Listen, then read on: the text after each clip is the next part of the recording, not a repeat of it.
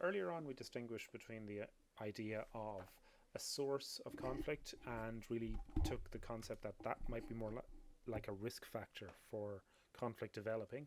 That's things like stress at home, for example, or being overwhelmed in work. And then we distinguish that from causes of conflict, which are specific reasons why conflict can emerge. So one of the classic ones is uneven distribution of power. So it's you versus them or you versus your boss. Someone can just make an arbitrary decision about your work practices and you're stuck with it.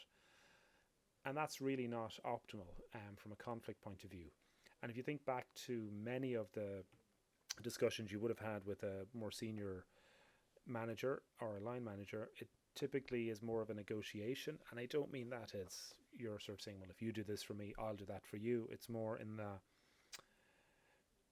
you're approaching it and they're taking your feelings on board and they're saying, well, I know you have a young child at home, so let's try and do it this way, and so on. That's what I mean by this kind of, more fair power sharing.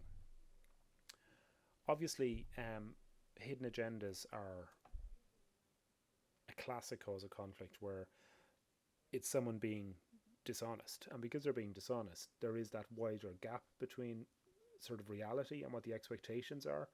And the wider the gap, as we said earlier, the more likely there is to be conflict of some shape or form. Some agendas can be very overt and people can be very honest about their agenda, which you would think might help things, but it doesn't really. Just because Johnny is trying to get to be head of the lab doesn't mean that it's any less a source of conflict. He's just doing it obvious and he's been unapologetic about it.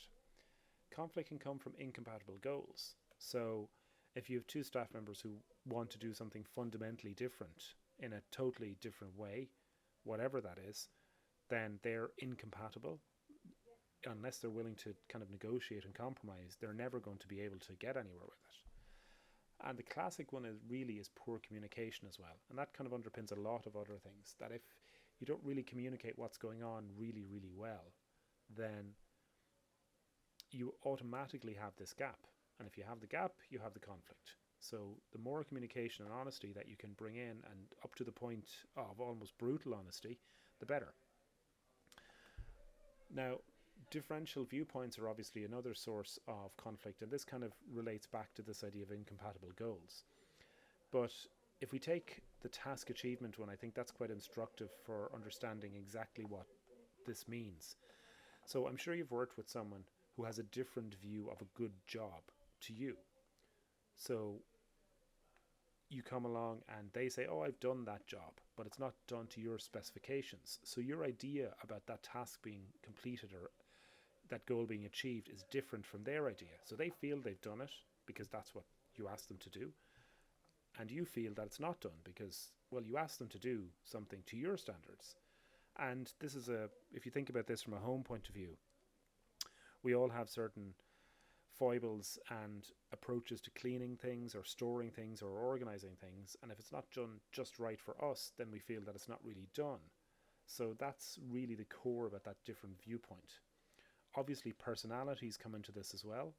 Different personalities mean that you could look at something radically different if you have had a different life experience, or if your training came in a different way. Then you might look at something that is very self-evident to you, but because you're so far apart from somebody else in your life story, then it's not right for you. It's very, very different.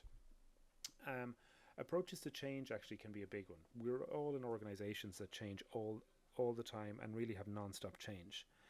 And really, if you don't have